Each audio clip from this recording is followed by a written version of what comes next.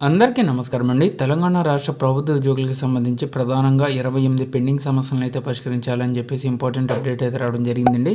ఇందులో ముఖ్యంగా రెండో పిఆర్సీ అమలు చేయాలండి. సో సాధ్యమైనంత త్వరలోనే రెండో పిఆర్సీకి సంబంధించి కమిషన్ను తన యొక్క నివేదికను తెప్పించుకొని ఉద్యోగులకు దానికి అనుగుణంగానే ఉద్యోగులకు సంబంధించి పే స్కేల్స్ని అయితే ఇంప్లిమెంటేషన్ చేయాల్సిన అవసరం అయితే ఉంది. పెండింగ్లో ఉన్నటువంటి 4 డిఏ బకాయిలను కూడా రిలీజ్ చేయాలండి.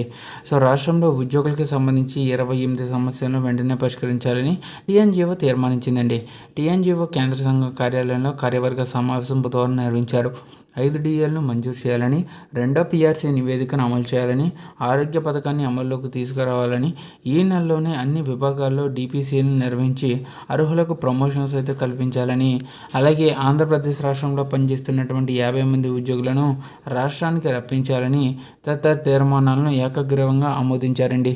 సో ఎప్పటి నుంచో తెలంగాణ రాష్ట్రంలో పిఆర్సీకి సంబంధించి డిఏ బకాయిలకి సంబంధించి సమస్యలు అయితే ఉన్నాయండి.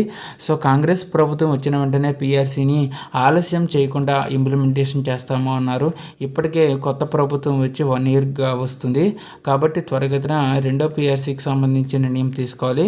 సో దసరా కానుకగా పెండింగ్లో ఉన్నటువంటి 5 డిఏలలో కనీసం 2 డిఏ బకాయిలను రిలీజ్ చేసే అవకాశాలు ఉన్నట్లుగా మనకి ప్రభుత్వం దగ్గర నుంచి అప్డేట్స్ అయితే వస్తున్నాయి. కాబట్టి త్వరలోనే 2 డిఏ బకాయిలను అయితే విడుదల చేయబోతున్నారు.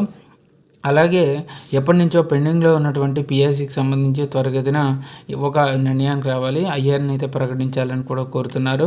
సో సాధ్యమైనంత త్వరలోనే పెండింగ్లో ఉన్నటువంటి అన్ని రకాల ఆర్థిక బకాయిలతో పాటుగా 28 పెండింగ్ సమస్యలను కూడా పరిష్కరించాలని చెప్పేసి ప్రభుత్వ ఉద్యోగులు ప్రభుత్వాన్ని కోరుతున్నారు. సో ఇదండి వాళ్ళ తెలంగాణ ఎంప్లాయీస్ సంబంధించిన తాజా updates. For more updates subscribe to our channel. Thanks for watching. Have a nice day.